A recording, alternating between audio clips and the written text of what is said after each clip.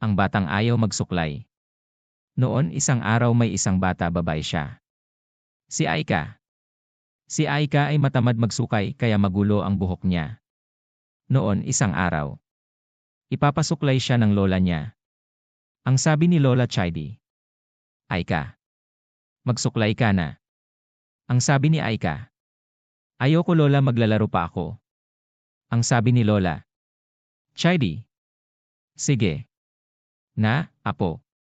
Magsuklay ka na, bibili kita ice cream. Kapag magsuklay ka. Ang sabi ni Aika, ayoko po. Lumabas si Aika sa bahay. Habang naglalakad si Aika, ay pinag-uusapan siya ng ibang bata. Ang sabi ni Monica, anyan na si Aika bruha. Ang sabi ni Majo. Oo nga. Pagdaan ni Aika sa harapan nila Monica at Majo, bigla inasar nila si Aika. Ang sabi ni Monica, Aika bruha, hahaha. Ang sabi ni Aika. Di ako bruha. Ang sabi ni Monica, di ka bruha bakit magulo ang buhok mo? Parang bruha. Tinulak ni Aika si Monica tapos tumakbo si Aika. Habang tumatakbo si Aika, ay may naapakan niya isang bote. Yun naapakan niya parang bote ng shampoo, tapos binuksan niya, tapos pagbukas niya yun bote, ay bigla may lumabas Jenny.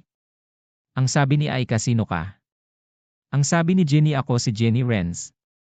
Di ako kagaya iba mga Jenny bibigay ng 3 kahilingan. Ang sabi ni Aika, marami ka bibigay mga wish. Ang sabi ni Jenny Renz, hindi, ang bibigay ko ay parusa dahil sa ayaw mo magsuklay at napipikon ka sa asar mga bata. Ang parusa ko sa'yo ay gagawin kita kalbo. Pinaikot niya yun magic wand sa harapan ni Aika tapos manging kalbo na si Aika.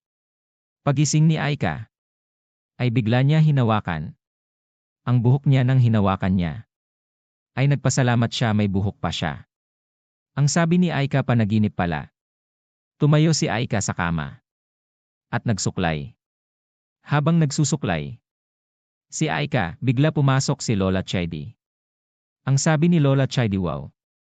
Nagsuklay na apo ko. Ang sabi ni Aika, syempre. Lola. Ang sabi ni Lola Chidi, mabuti yan apo para manging maganda ka. The end?